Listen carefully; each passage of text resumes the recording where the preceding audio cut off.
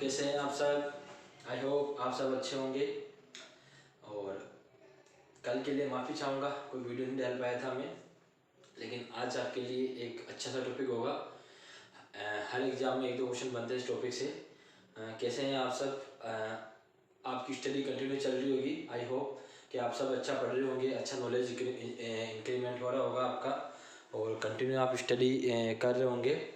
और आज का टॉपिक पढ़ेंगे दोस्तों। उससे पहले शुरुआत करते हैं अपने माता पिता के नाम से कि इज्जत मिलेगी दौलत मिलेगी, इज्जत मिलेगी दौलत मिलेगी, सेवा करो अपने माँ बाप की तो जन्नत भी मिलेगी। तो ये एक तरह से बहुत ही तुरंत बात है कि अगर आप अपने माँ बाप की सेवा करते हैं तो आपको हर स्थिति के अंदर, हर कंडीशन के अंदर और हर एक मुश्किल के अंदर आपको उसमें आपको कंडीशन से लड़ने की शक्ति मिलेगी आपको। और आप उस जगह से बहुत आसानी से निकल जाओगे। हो सकता है आपकी लाइफ में कोई टेंशन ही नहीं आवे, कोई परेशानी नहीं आवे ऐसी जिससे आप घबरा जाओ। तो माँ बाप का आशीर्वाद जब भी बना रहेगा जब आप उनकी दिल से सेवा करोगे, उनकी हर खुशी पूरी करोगे। ठीक है, तो आप हमेशा ये याद रखिए कि दोस्तों कि अपने माँ बाप की सेवा करना ही अपनी लाइफ का लक्ष्य बनाइए, क्योंकि जितनी आप अपने माँ बाप की सेवा करोगे उतना ही आपके भाग्य के अंदर खुशियाँ लिखी होगी। और आज के टॉपिक की शुरुआत करते हैं भाइयों। आज का जो टॉपिक होगा वो कुछ आपके लिए इथिक्स वाला टॉपिक होने वाला है। मोस्टली आपने पढ़ा होगा और कन्फ्यूजन बहुत करता है ये टॉपिक कि इसमें क्या लिखूं क्या नहीं लिखूं। और इसके अंदर आपको जो टॉपिक दूंगा मैं आपको, वो आज का टॉपिक बहुत अच्छा होने वाला है। आज का टॉपिक जो होगा, आज का टॉपिक होगा legal aspect in nursing, in nursing. ठीक है, ये आज का टॉपिक होने वाला है, लीगल एस्पेक्ट नर्सिंग। लीगल का मतलब हो गया कि पेशेंट के लिए जो नर्स होती है, कुछ नर्स के राइट्स होते हैं और कुछ पेशेंट को राइट होना, तो उसकी क्वालिटी ऑफ केयर के लिए अपने को उसकी केयर करनी पड़ती है, वो केयरफुली होती है। क्योंकि आजकल की इस जो ये लाइफ जो चल रही है उसके अंदर हर एक आदमी की लाइफ में कुछ ना कुछ स्ट्रेस होता है। स्ट्रेस की वजह से वो या तो अपने काम पे ध्यान नहीं दे पाता है, अगर काम करता है तो उल्टा सीधा कर देता है। तो इसी के लिए लीगल एस्पेक्ट इन नर्सिंग के कुछ कोड या कुछ रूल्स बनाए गए हैं। इसके अंदर जो अपन पढ़ेंगे वो पहला पढ़ेंगे अपन टोर्ट्स। इसके अंदर जो होता है पहला जो आता है वो टोर्ट्स आता है। पहला क्या आता है? टोर्ट्स, TORTS, इसको बोलते हैं टोर्ट्स। टोर्ट्स का मतलब हो गया कोई भी सिविल कमेंटेड करता है, सिविल कमेंट अगेन या comment again a person that call टोट कहते हैं। अब टोट जो होते हैं दो तरह के होते हैं। अगर इनकी बात करें टोट्स के दो तरह के होंगे। पहला आता है इंटेंशनल टोट्स। क्या आता है पहला? इंटेंशनल टोट्स। इंटेंशनल टोट का मतलब होता है कि कोई भी गलती या कोई भी कमेंटमेंट करना, जो कमेंट कर रहा है उसको वो पता है कि मैं क्या कमेंट कर रहा हूँ, उसका क्या रिजल्ट आएगा, तो जानबूझकर जो भी गलती करता है तो उसको अपन बोलते हैं इंटेंशनल टोट। और दूसरा आता है अनइंटेंशनल टोट। अनइंटेंशनल टोट के अंदर जो होता है अनइंटेंशनल टोट, इसके अंदर जो होता है वो गलती कर रहा है तो गलती करने वालों को भी पता नहीं रहता है कि उससे गलती हुई है। मतलब ये जो चीज़ें होती है अनजाने के अंदर होती है, तो इसको अपन ऐसे ही बोल सकते हैं अनजाने में की हुई गलती। तो अनजाने वाली गलती को अपन अनइंटेंशनल टोट बोलेंगे। ठीक है, दूसरा अगर बात करें अपन, दूसरा इसके अंदर पढ़ेंगे अपन इथिक्स पढ़ेंगे। दूसरा पढ़ेंगे अपन इथिक्स का मतलब होता है, दूसरा अपन इसके अंदर पढ़ेंगे इथिक्स का जो मतलब होता है कि कोई भी प्रोफेशनल स्किल नहीं होगा। इथिक्स का मतलब होगा इसके अंदर कि सेल्फ, हाँ ठीक है, इसमें इथिक्स का मतलब ये होता है कि सेल्फ ऑफ प्रोफेशनल स्किल। इसका मतलब होता है सेल्फ ऑफ प्रोफेशनल स्किल। ठीक है, इसके अंदर इसके भी सब टाइप होते हैं, इसके भी सब टाइप होंगे, इसके भी सब टाइप होंगे। और तीसरा अगर अपन बात करें, तीसरा जो होता है वो होता है क्राइम। तीसरा जो होता है इसके अंदर आता है क्राइम। ठीक है, क्राइम के अंदर फेलोनी पढ़ेंगे अपन एक तो, यानी कोई बड़ा क्राइम कर रहा है, और दूसरा पढ़ेंगे इसके अंदर फेलोनी के बाद में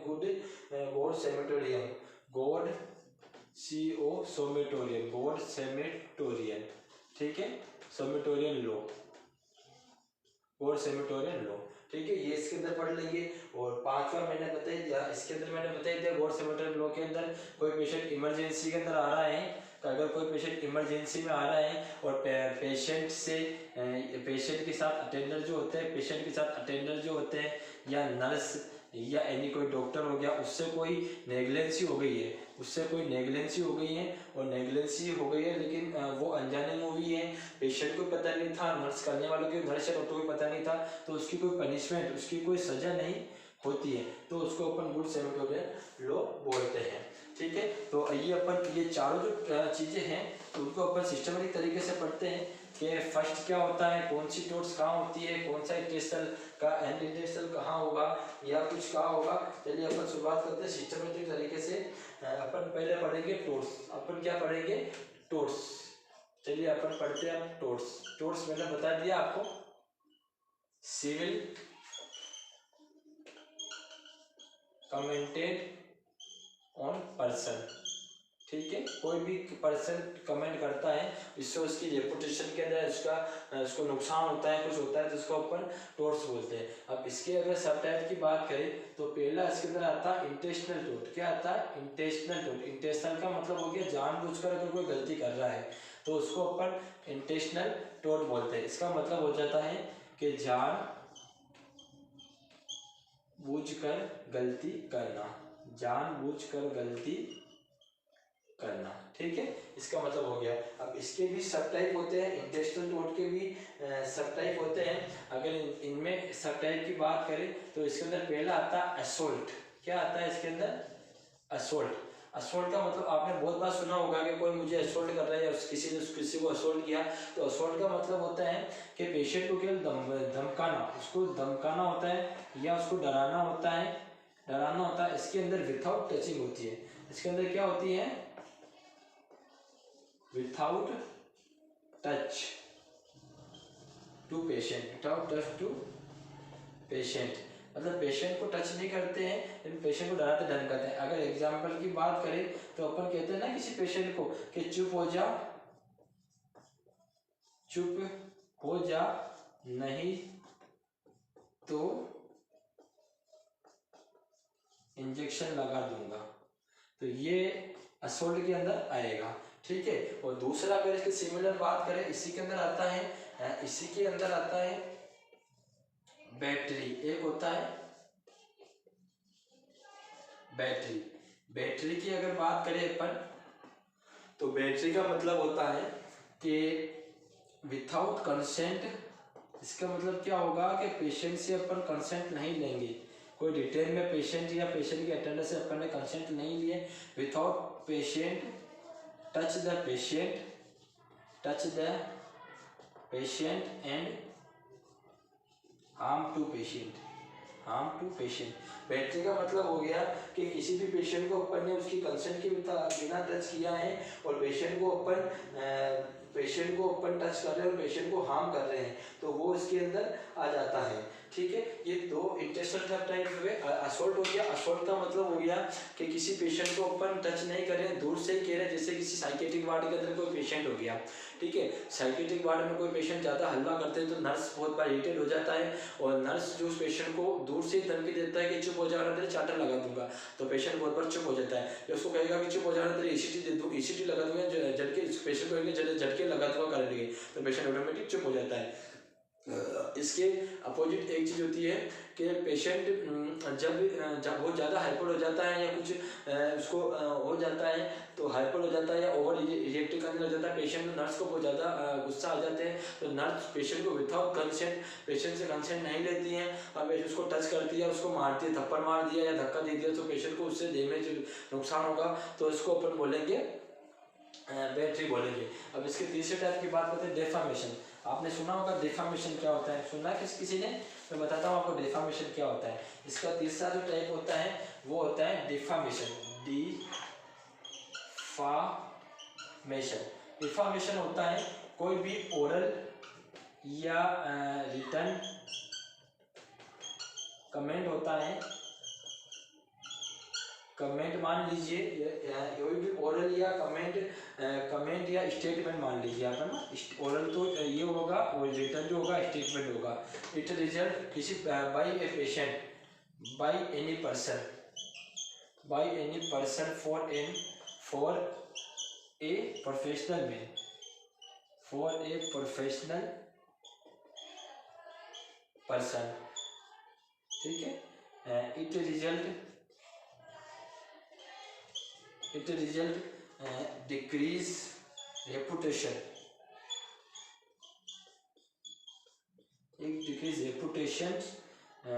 reputation to professional person.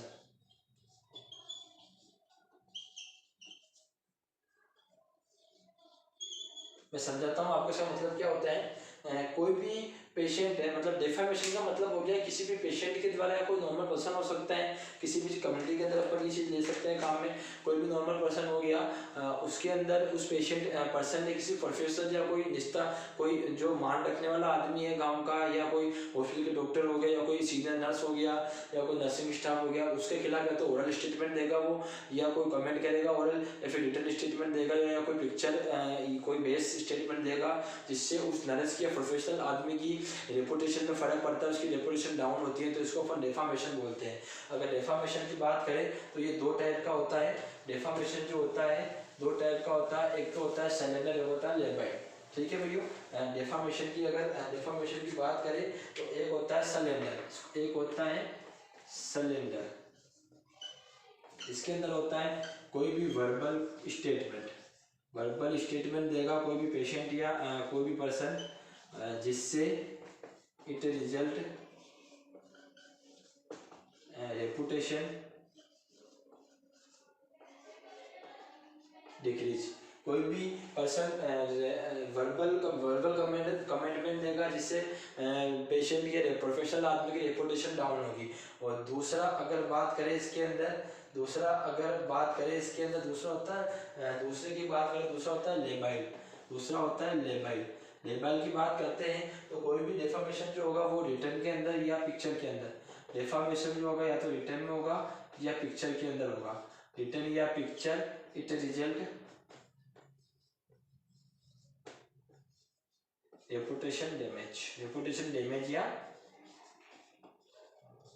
Decrease, ठीक है। तो ये आपका डेफामेशन हो गया। डेफामेशन का मतलब होता है कहीं अपन जाते हैं ना कि डॉक्टर के, जैसे मान लो कि डॉक्टर के पास गए अपन, अपना ट्रीटमेंट नहीं हुआ, अपन फ्रस्ट्रेट हो गए कि अपन ने पैसे भी लगा दिए, ट्रीटमेंट भी नहीं हुआ और अपने इतने सारे पैसे लगे, तो वहाँ पे पेशेंट क्या करता है, आप इसको एक एज ए क्या बोलते हैं उसको, एक मनोभावना बोल लीजिए उस पेशेंट की, कि वो पेशेंट क्या होता है कि उस डॉक्टर के खिलाफ अफवाह क्या होगी उसको नहीं चला पाता, या फिर हो सकता है कोई पुरानी दुश्मनी हो, या किसी प्लानिंग से वो पैसे लेने के लिए किसी के खिलाफ वो स्टेटमेंट देता हो, या किसी को डराने के लिए स्टेटमेंट देता हो, तो किसी के खिलाफ कोई स्टेटमेंट देगा, या तो वो ओरल होगा या फिर वर्बल होगा, या फिर रिटर्न के अंदर होगा, या कोई पिक्चर या वीडियो बेस्ड कोई स्टेटमेंट होगा, ऐसा कोई सबूत होगा, जिससे कि उस जिस पर्सन के खिलाफ दे रहा है उस पर्सन की रेपुटेशन डाउन होगी, मतलब उसकी सोसाइटी में या इसकी फैमिली मेंबर के अंदर उसकी रेपुटेशन जो बनी हुई है वो रेपुटेशन डाउन होगी, ठीक है। तो उसको अपन डिफामेशन बोलते हैं। चौथी अगर बात करें इसके अंदर अपन, तो इन्वेजन ऑफ प्राइवेसी होता है। डिफामेशन के बाद अगर बात करें टोर्ट्स के अंदर ही बात कर रहे हैं अपन, इंटेंशनल टोर्ट के अंदर, ये सब अपन इंटेंशनल टोर्ट के अंदर पढ़ रहे हैं, भैया ध्यान रखना, आप भूल मत जाना टॉपिक क्या पढ़ रहे हैं। चौथा अगर बात करें अपन तो इन्वेजन ऑफ प्राइवेसी क्या होता है, invasion of privacy. Invasion of privacy का मतलब होता है कि किसी की पर्सनल लाइफ में, प्रोफेशनल लाइफ में अपन इंटरफेयर करते हैं, किसी की पर्सनल या एनी पर्सनल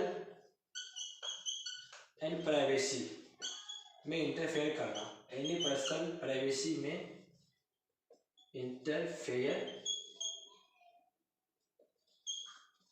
करना, ठीक है। तो ये हो जाता है अपना इन्वेजन ऑफ प्राइवेसी। तो ये आपका इंटेंशनल टोर्ट कंप्लीट हुआ। इंटेंशनल टोर्ट के बाद में दूसरा पढ़ेंगे, सॉरी आपने लिखा नहीं होगा, माफी चाहूंगा, अगली बार से ध्यान रखूंगा। दूसरा अगर टोर्ट्स के अंदर बात करें तो दूसरा होता है अनइंटेंशनल टोर्ट। दूसरा क्या होता है, अनइंटेंशनल टोर्ट्स। दूसरा जो होता है अनइंटेंशनल टोर्ट्स, ठीक है। अनइंटेंशनल का मतलब हो गया कि जानबूझकर कोई भी जो गलती करता है या कुछ भी कर रहा है, कमेंट कर रहा है, तो वो जानबूझकर करेगा। ठीक है, उसको अनइंटेंशनल वोट बोलते हैं। अब अनइंटेंशनल के अंदर पहला जो आता है, पहला अगर अपन बात करें अनइंटेंशनल के अंदर पहला आता है नेग्लेंसी। क्या आता है? नेग्लेंसी। पहला जो होगा नेग्लेंसी होगा, पहला जो होगा नेग्लेंसी होगा। ठीक है, नेग्लेंसी की अगर बात करें तो हिंदी में अगर इसको बोले तो इसका मतलब होता है लापरवाही करना, किसी भी काम को करने में लापरवाही करना है, कोई काम करना ही नहीं। तो नेग्लेंसी का मतलब होता है कि neglect anything means all known about thing but not done by nurse, don't harm the patient. इसके अंदर क्या होगा, कोई भी पेशेंट आया अगर इमरजेंसी, पेशेंट के लिए कोई भी काम करने में नेग्लेक्ट रहेगी, पेशेंट के लिए कोई भी नेग्लेंसी करना, कोई भी पेशेंट के लिए नेग्लेंसी करना, ठीक है, पेशेंट के लिए कोई भी नेग्लेंसी करेंगे बट क्या होगा, don't harm to patient, but don't harm to patient. Negligence का मतलब हो गया, और अच्छा is not done by nurse या प्रोफेशनल आदमी, नॉट डन बाय नर्स या प्रोफेशनल आदमी। मतलब अनइंटेंशनल टोट का सब टाइप अगर पहले की बात करें तो इसका मतलब होता है कि नेग्लेंसी, सॉरी मैं जाता हूँ साइड में, आप नोट भी कर लेना। तो इसका मतलब होता है नेग्लेंसी। नेग्लेंसी का अगर मतलब करें अपन, नेग्लेंसी का अगर अपन, अच्छा मेरी शायद मेरे वहाँ पे वो छाया आ रही होगी, मेरा शेडो वहाँ बन रहा है इसलिए आपको क्लियर नहीं दिख रहा होगा, आप शायद क्लियर दिख रहा होगा। तो नेग्लेंसी की अगर अपन बात करें तो नेग्लेंसी मतलब होता है किसी भी काम में कोई नेग्लेंसी करना, लापरवाही करना, जिससे पेशेंट में कोई हार्म नहीं होगा। और ये नेग्लेंसी जो होती है किसी जरूरी नहीं कि किसी नर्स से ही हो, किसी से भी हो सकती है। तो नेग्लेंसी का मतलब आप नोट कर लीजिएगा, नेग्लेंसी का मतलब चलेगा लापरवाही कहते हैं इसको, लापरवाही अपन इसको बोलेंगे। दूसरा अगर बात करते हैं नेग्लेंसी के अलावा, दूसरा अगर बात करें अपन तो दूसरा आता है माल प्रैक्टिस। दूसरा क्या आता है? माल प्रैक्टिस। दूसरा अपन बात करेंगे माल प्रैक्टिस। माल प्रैक्टिस का मतलब हो गया आप नेग्लेंसी कर रहे हो, ठीक है, नेग्लेंसी कर रहे हो प्लस केयरलेस भी हो रहे हो, प्लस केयरलेस हो, नेग्लेंसी प्लस केयरलेस। मतलब किसी भी पर्सन के द्वारा कोई की गई गलती, कोई भी मिस्टेक करते हैं बाय पेशेंट, बाय ये नर्स के द्वारा होगी मिस्टेक अगर किसी से होगी है, एंड ये जो होती है हार्म टू पेशेंट होती है, पेशेंट को नुकसान करती है, हार्म टू पेशेंट। अगर इसकी एग्जांपल की बात करें, जैसे कोई सीजर का पेशेंट है, ठीक है, सीजर का पेशेंट है, उसको कन्वर्जन आ रहे हैं, कन्वर्जन आना शुरू हुए हैं, कन्वर्जन आना स्टार्ट हुए हैं, ठीक है, और नर्स वहाँ पे जो खड़ी है उसने पेशेंट के साइड रेल जो होते हैं बेड के लगे होते साइड रेल अप नहीं किए हैं, और पेशेंट फॉल हो गया है, patient fall to bed and harm to patient.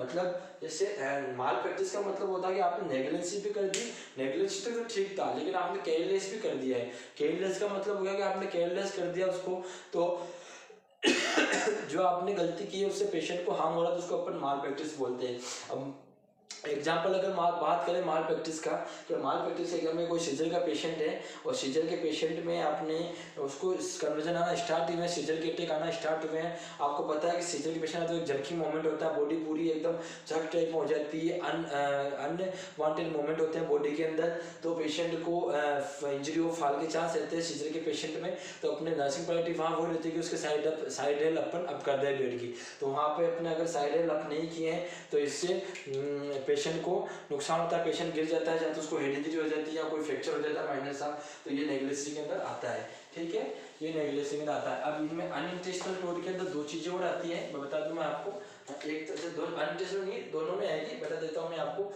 एक चीज़ तो होती है एक्ट ऑफ कमीशन। क्या होता है? एक्ट ऑफ कमीशंस, ये एक वर्ड होता है एक्ट ऑफ कमीशन। इसका जो मतलब होता है इनअप्रोप्रिएट एक्शन,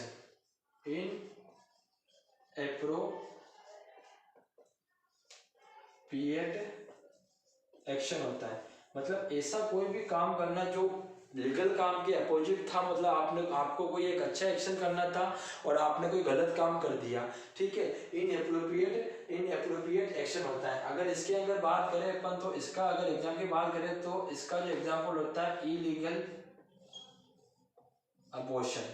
क्या एग्जाम्पल होगा इसका? इलीगल अबॉर्शन होता है, ठीक है। इनएप्रोप्रिएट एक्शन का मतलब होता है इलीगल अबॉर्शन होता है। और एक बार आता है एक्ट ऑफ ओमिशंस, एक्ट आता है act of omission, sorry act of omission. Omission का मतलब होता है, इसका मतलब सीधा होगा lack of appropriate action, lack of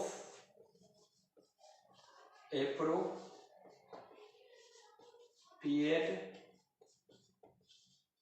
action. इसका मतलब होता है लैक ऑफ एप्रोप्रिएट, मतलब आपको कोई काम करना था आपने काम ही नहीं किया। इसका मतलब तो इनएप्रोप्रिएट का मतलब, अगर आप ऐसा एक एग्जांपल तो ये हो गया, इसके अंदर एक एवी लिखते हो और आपको आईएम की बोला और आपने जाके एवी लगा दिया, ठीक है, तो ये एक्ट ऑफ कमीशन का एग्जांपल होगा। और एक्ट ऑफ ओमिशन का एग्जांपल की बात करें, अगर आपको बोला आईएम लगाने की, आपने पेशेंट के इंजेक्शन ही नहीं लगाया, पेशेंट के इंजेक्शन नहीं लगाया, तो वो एक्ट ऑफ ओमिशन के अंदर आएगा। तो ये दो वर्ड होते हैं, बहुत बार एग्जाम पूछे जाते हैं, ठीक है। तो इनको कृपया अपन लिख लीजिए, नोट कर लीजिएगा। आप नोट जितना लिख के याद करोगे उतना आपको बेस्ट लगेगा, क्योंकि लिखी हुई चीज़ आपको सालों तक याद रहेगी। आपने केवल देखा है, देख के सुना है, तो वो चीज़ आपको याद नहीं रहेगी। तो आप कृपया लिखने की प्रैक्टिस डालें और उसको बार बार रिविजन करें। अच्छा, एक चीज़ साइकोलॉजिकल फैक्ट बता दूं मैं आपको, जो आदमी किसी चीज़ को लिखता है, अगर मैंने ये जो पढ़ाया आपने लिखा, उसको नोट किया, आपने नोट कर लिया, नोट करने के बाद में आपने उसको अगर विदिन 7 डेज में अगर 2 बार रिविजन कर लिया ना, तो आपको मैं गारंटी लिख के दे देता हूँ आपको कि वो चीज़ आपको अगले 2 साल तक कभी भूल नहीं पाओगे आप। बहुत सालों की शिकायत होती है ना स्टूडेंट की, कि हम बहुत पढ़ते हैं लेकिन हमको याद नहीं हो पाता है। तो इसका सबसे अच्छा तरीका होता है, उनकी मिस्टेक ये थी, वो केवल किताबों में देख देख के उनको ओरली या वर्बली उनको, या ऐसे केवल देख के केवल उनको ओरली केवल फुसफुसाते याद करते हैं। तो उनको मैं एक बात कह दूँ, जिन बच्चों को अच्छी तरह से याद नहीं रह पाता है, कुछ समझ में नहीं आती है, तो आप उसको कृपया रिटर्न में लिखिए। रिटर्न में अगर आपको अच्छा कोई जैसे नर्वस सिस्टम हो गया, डिफिकल्ट टॉपिक होता है, समझ में नहीं आता है, तो आप उस टॉपिक को कम से कम भी 5 से 6 बार कॉपी के अंदर राइट करिए और उसको विदिन 7 डेज के अंदर आप 2 बार रिवीजन करिए। तो मैं लिख कर देता हूँ, अगर आपको एक भी वर्ड उसके अंदर आपको याद नहीं रहे, ठीक है, तो आप लोग लिखने की कोशिश करें, ठीक है। और आजकल ये आरटीएस का विरोध चल रहा है दोस्तों, कि आरटीएस कानून वापस लो। तो मैं तो यही कहना चाहूँगा, जो भी अच्छा हो, सबके हित के अंदर फैसला हो, गवर्नमेंट वही फैसला लेवे, क्योंकि ये नहीं हो जाए कि अपन किसी एक पक्ष की सुन के किसी दूसरे पक्ष को नुकसान पहुंचा देवे। दोनों पक्षों की सुने आप, और जो भी आपको अच्छा लगे। गहलोत सरकार से ये कहना चाहूँगा कि आरटीएस के जो राइट टू हेल्थ का बिल आया है, वो अगर सबकी हित के अंदर सोच समझ के लेना, जिससे सबका भला हो सके। अपन आगे बढ़ते हैं दोस्तों अपने इस टॉपिक के अंदर। टॉर्च अपना कंप्लीट हुआ है। टॉर्च मैंने पढ़ा दिया, 2 तरह के होता है, इंटेंशनल और इंटेंशनल। दूसरी बात करते हैं अपन इथिक्स की। दूसरा अगर टॉपिक लेते हैं अपन इसके अंदर, लीगल एस्पेक्ट के अंदर ये होता है, इसका मतलब होता है इथिक्स। इथिक्स का मतलब होता है self of professional knowledge, self of professional skill. क्या होता है इसका मतलब? Self of professional skill, self of professional skill, ठीक है। अब प्रोफेशनल स्किल का मतलब होगा कोई भी प्रोफेशनल आदमी है, उसके अंदर कोई उसकी खुद की हॉबी होती है। एक तो होता है ना कि कोई आदमी काम सीखता है, अब सीखते सीखते उसके अंदर कोई ऐसी हैबिट बन जाती है जो उसकी प्रोफेशनल स्किल अपन को कहने लगते थे। अपन कहते हैं ना कि यार ये आदमी तो बहुत परफेक्ट है, इसको कभी भी आईपी अगर लगे, कभी इसने आउट नहीं किया, या आई बहुत अच्छा लगाता है, एक क्लास से बहुत अच्छा मारता है, तो उस एक स्पेशल फील्ड के अंदर उसकी प्रोफेशनल स्किल बन गई है कि वो उस प्रोफेशनल स्किल के अंदर बहुत अच्छा उसके अंदर इतना मैच्योर हो गया कि वो कभी उसके अंदर गलती नहीं कर सकते हैं। तो अपन इसके अंदर भी सब टाइप होते हैं। अगर इसके सब टाइप की बात करें तो ये ये जो इसके सब टाइप होते हैं, ये अपन बात करें, पहला इसके अंदर आता है बेनिफिशियंस। पहला जो होता है इसके अंदर बेनिफिशियंस का मतलब होता है कोई भी काम करते हैं जिससे पेशेंट का भला हो, ठीक है। तो ऐसा कोई भी काम करना, ये हिंदी में समझाऊंगा आपको अच्छा समझ में आएगा। ऐसा कोई काम करना जिससे पेशेंट का अच्छा हो या भला हो, पेशेंट का अच्छा या भला हो, तो उसको अपन बेनिफिशियंस बोलेंगे, उसको अपन बेनिफिशियंस बोलेंगे। दूसरा अगर बात करें अपन तो नॉन माल इफिशियंस। क्या होता है दूसरा? नॉन माल इफिशियंस। सियंस। इसका मतलब होता है कोई भी अपन काम कर रहे हैं वो पेशेंट को हार्म नहीं पहुंचाएगा। अपन ने कोई भी किसी पेशेंट की केयर करी, उस पेशेंट को हार्म नहीं होगा तो उसको अपन नॉन माल एफिशिएंस बोलेंगे। तो ऐसा कोई काम करना जिससे पेशेंट को हार्म ना हो, ऐसा कोई काम करना जिससे पेशेंट को हार्म ना हो।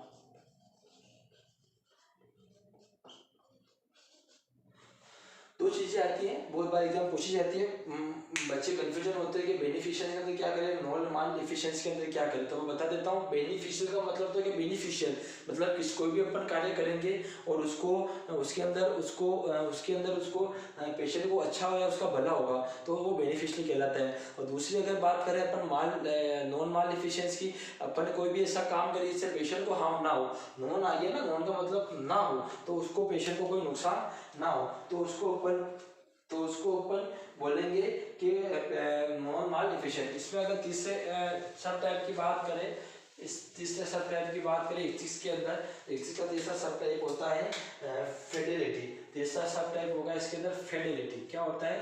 फेडेलिटी। अब फेडेलिटी का मतलब क्या होता है? जैसे नाम से फेडेलिटी का मतलब हो गया कोई भी किसी ने कोई भी कमिटमेंट कर दी किसी ने, तो वो उसी कमिटमेंट में कंटिन्यू रहना, चाहे वो झूठ हो चाहे सच हो, ये फर्क नहीं पड़ता कि वो झूठ है या सच है। तो वन टाइम कमेंट ऑब्लिगेशन या कमेंट बोल सकते हैं इसको, वन टाइम ऑब्लिगेशन या कमेंट, ठीक है, दोनों लिख देता हूं मैं। Comment and continue to stay his और हर कमेंट। इसका मतलब हो गया फेडरिटी का मतलब कि किसी ने अगर एक बार कोई चीज बोल दी है, जैसे चाहे वो गलत हो चाहे सच हो, सच होगा तो वैसे भी कोई दिक्कत है नहीं, झूठ होगा तो वो आगे न चल के पकड़ में ही जाएगा, लेकिन वो जब तक पकड़ में नहीं आता है झूठ या सच हो, वो उसके ऊपर बना हुआ रहता है कि हाँ मैंने जो बोला है वही चीज है, बार बार अपने स्टेटमेंट को चेंज नहीं करता, तो उसको अपन फेडरिटी बोलते हैं। चौथा अगर बात करें अपन वेरासिटी, एक होता है वेरासिटी, फेडरिटी एक चीज होती है और एक होता है वेरासिटी। चौथी अगर अपन बात करें इसी के अंदर एथिक्स के अंदर, एक होता है वेरासिटी। वेरासिटी का मतलब होता है कि हमेशा सत्य बोलना, हमेशा सत्य बोलना। पेशेंट होगा या नर्स होगी वो हमेशा सत्य बोलेगी चाहे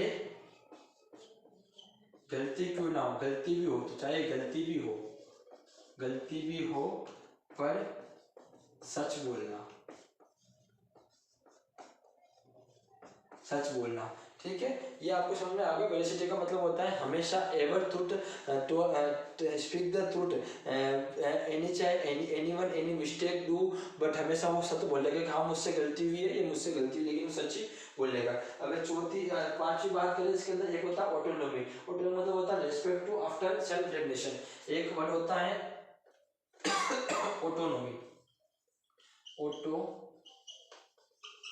ऑटोनॉमी का मतलब होता है respect any after self determination. मतलब किसी भी पर्सन को अपन ने सेल्फ डिटर्मिनेट कर लिया है, डिटर्मिनेशन, और उसके बाद अपन उसकी रिस्पेक्ट करते हैं तो उसको अपन बोलते हैं ऑटोनॉमी।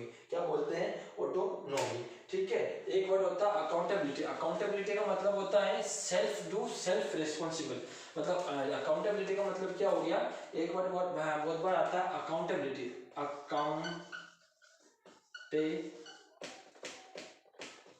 इसका मतलब अकाउंटेबिलिटी का मतलब हो गया सेल्फ डू, मतलब कोई भी काम सेल्फ कर रहा है एंड सेल्फ उस काम के लिए रिस्पॉन्सिबल होगा। कोई भी पर्सन अगर कोई काम कर रहा है, बहुत बार क्या होता है कि हॉस्पिटल के अंदर कोई जूनियर काम करता है और वो काम करता है, अगर उससे कोई गलती हो गई तो वो क्या करेगा, मुझे तो बॉस ने बोला था, मेरे सीनियर ने बोला था मुझे काम करना है। लेकिन बहुत बार ये होता है कि कोई जूनियर भी ऐसा होता है कि हाँ मैंने किया, मुझसे गलती हुई है तो मैं खुद रिस्पॉन्सिबल हूँ, मैं खुद आपको इसके प्रति कोई जवाब देना होगा तो मैं खुद इसके लिए चार्जेबल होऊंगा, तो मैं खुद करूँगा, ठीक है। तो ये आपका एथिक्स कंप्लीट हुआ। एथिक्स के बाद में बात करते हैं पर क्राइम की। तीसरा जो टॉपिक होगा इसके अंदर होगा वो क्राइम की अगर बात करें अपन, सॉरी एक मिनट रुकना भैया। तीसरा होगा इसके अंदर क्राइम। क्या होता है? क्राइम। क्राइम का पता होगा आपको, जुर्म, कोई भी जुर्म करना। जुर्म के अंदर, इसके अंदर दो सब टाइप होते हैं, एक होता है फेलोनी। क्या होता है? फेलोनी। और एक होता है, एक तो होता है फेलोनी, एक होता है मिसडेमेंशन।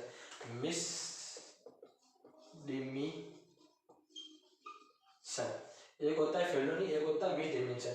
अब फेलोनी का मतलब हो गया कोई भी अगर कोई सीवियर कोई क्राइम कर रहा है, जैसे किसी का मर्डर कर दिया या अटेम्प्ट टू मर्डर हो गया है, या कोई किसी पे आत्मघाती हमला कर दिया किसी ने, या किसी के साथ कोई रेप अटेम्प्ट हो गया है, या कुछ भी हो गया एनीथिंग, तो कोई सीवियर या बड़ा क्राइम जो होता है, सीवियर क्राइम और बिग क्राइम,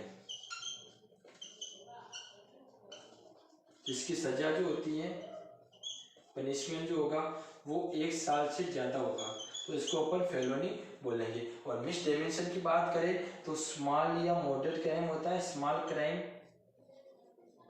जिसकी सजा जो होगी या पनिशमेंट जो होगी वो लेस देन 1 ईयर होगी। ठीक है, तो ये 2 वर्ड याद रखें क्राइम के अंदर। ये तो बहुत कम पूछा जाता है, लेकिन फिर भी आप रिमाइंड करें, क्योंकि एग्जामिनर कहीं से भी कुछ भी पूछ सकता है। सॉरी, आपने लिख लिया होगा, नोट कर लीजिए एक बार।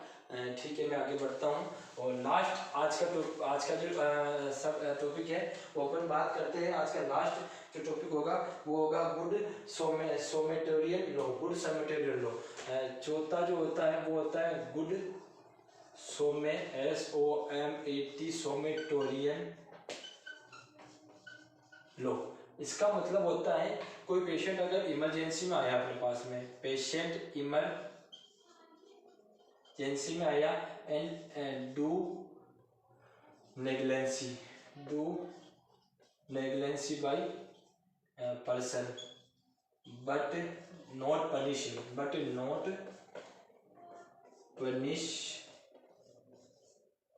हिम या हर, मतलब मान लीजिए अगर कोई पेशेंट अपने पास में इमरजेंसी में आया, अब चाहे वो अटेंडर हो चाहे नर्स हो, अगर उसका सीवियर हेड इंजरी है तो अपने को पहले प्रायोरिटी होगी उसकी ब्लीडिंग रोकिए, हाइपोवोलियम शॉक में जाने से रोकिए, फ्लूइड रिप्लेसमेंट कीजिए। अब मान लो उसी पेशेंट के अगर हाथ की कोई हल्की सी खरोच आई हुई और अपन ने उस पर ध्यान नहीं दिया, उस पर अगर अपन ने ड्रेसिंग देख लिया, कोई ऑइंटमेंट नहीं लगाया, तो वो गुड सोमेटेरियन लॉ के अंदर आएगा। वहाँ पे क्या होगा कि अपन ने नेग्लेंसी करी है लेकिन वो पनिशमेंट के लायक नहीं, क्योंकि प्रायोरिटी अपनी हेड इंजरी थी, अपन ने केवल उस पर ध्यान नहीं, तो उससे पेशेंट को कोई हार्म नहीं होगा, तो वो नेग्लेंसी या गुड सोमेटेरियन लॉ के अंदर आता है। तो ये आज का टॉपिक था भैया, कैसा लगा आप सबको? आई होप आपको बहुत अच्छा लगा होगा ये टॉपिक। ये जो टॉपिक होता है इससे हर एग्जाम के अंदर एक क्वेश्चन बनता है, मोस्टली बनता ही है एक क्वेश्चन, क्योंकि ये जो टॉपिक होता है इससे अच्छी चीज़ें मिलने को मिलती हैं।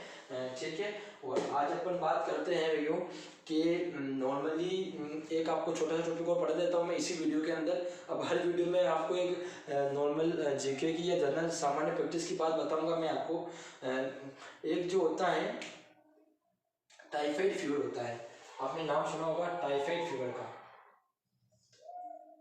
टाइफाइड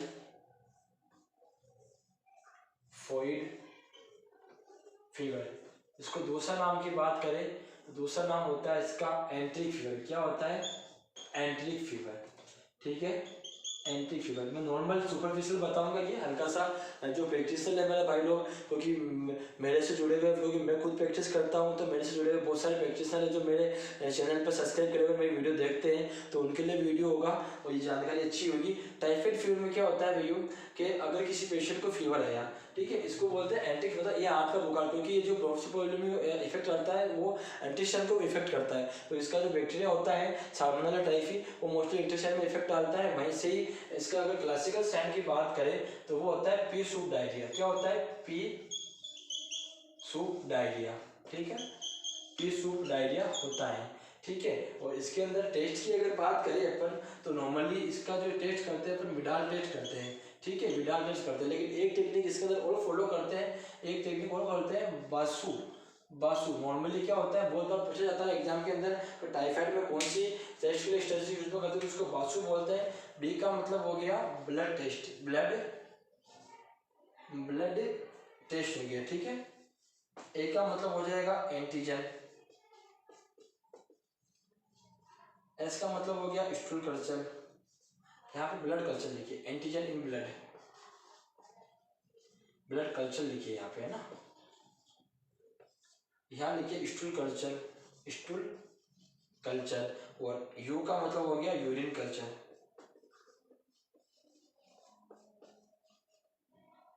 ठीक है।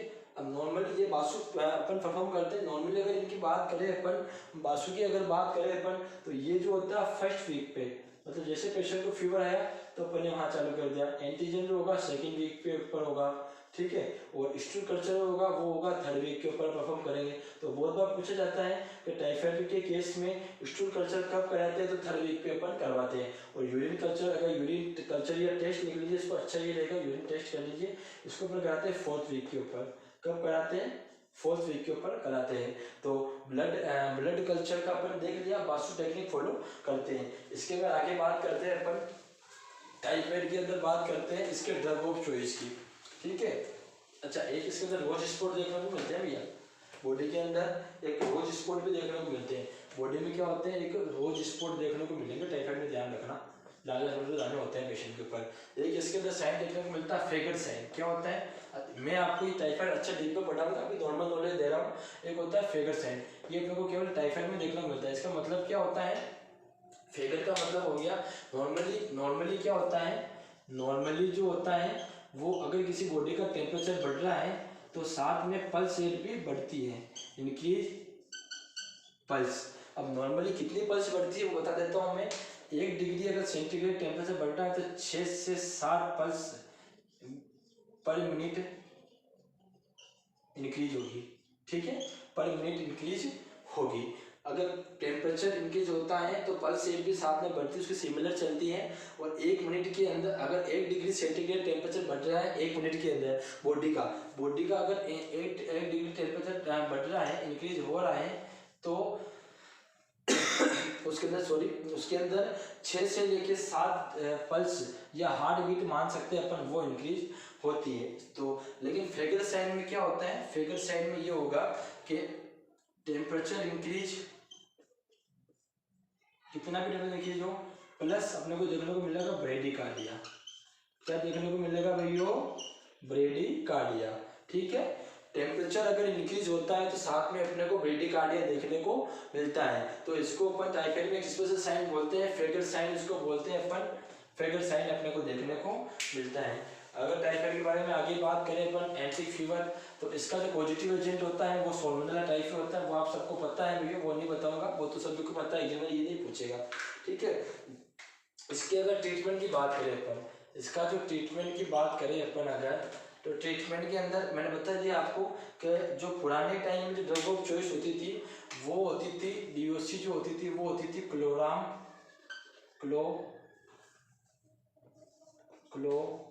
क्लोरामफेनिकोल, ठीक है, वो होती थी क्लोरामफेनिकोल। ये ड्रग ऑफ अच्छी चॉइस होती थी और इसकी वजह से सिंड्रोम होता था ग्रे बेबी सिंड्रोम।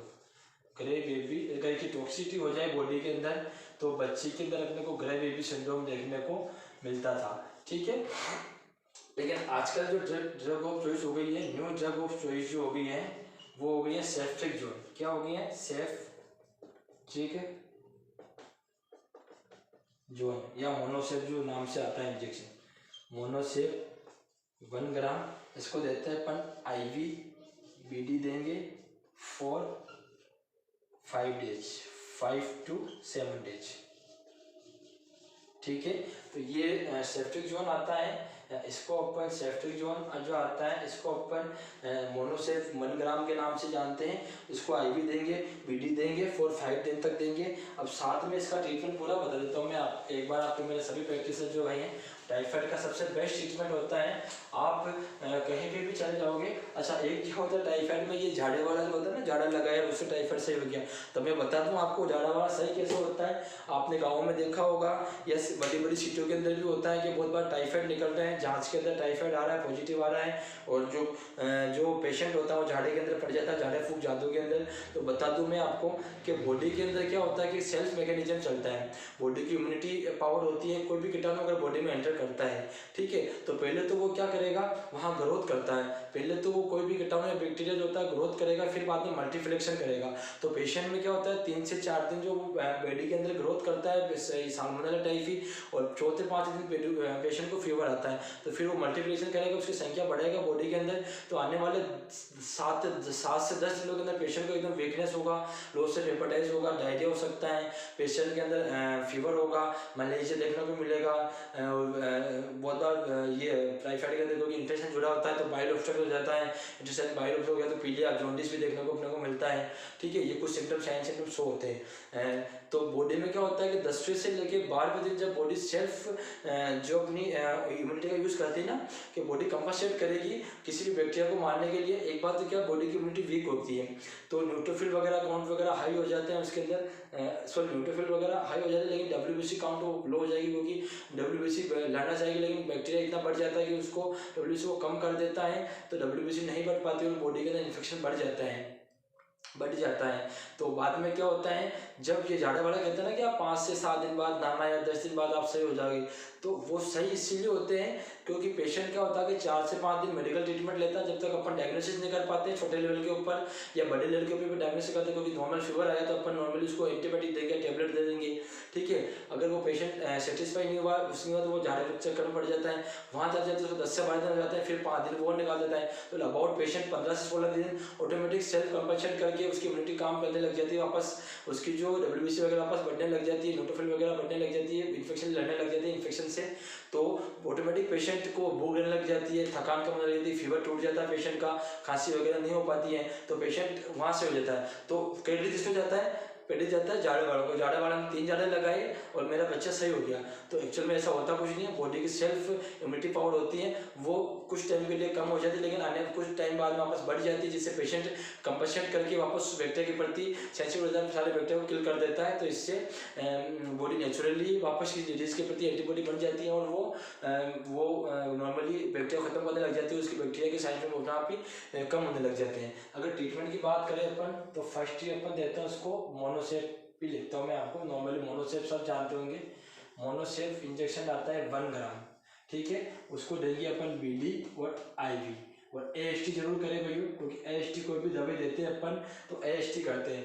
AST कैसे करेंगे, AST बता देता हूँ मैं आपको। कोई भी दवाई होती है तो 0.1 ml उसका लेना है, प्लस अबाउट 5 ml उसके अंदर डिस्टल वाटर लेना है। फिर अपने को इंट्राडर्मल मतलब हो गया 10 से 15 डिग्री में दवाई को इंजेक्ट करना है।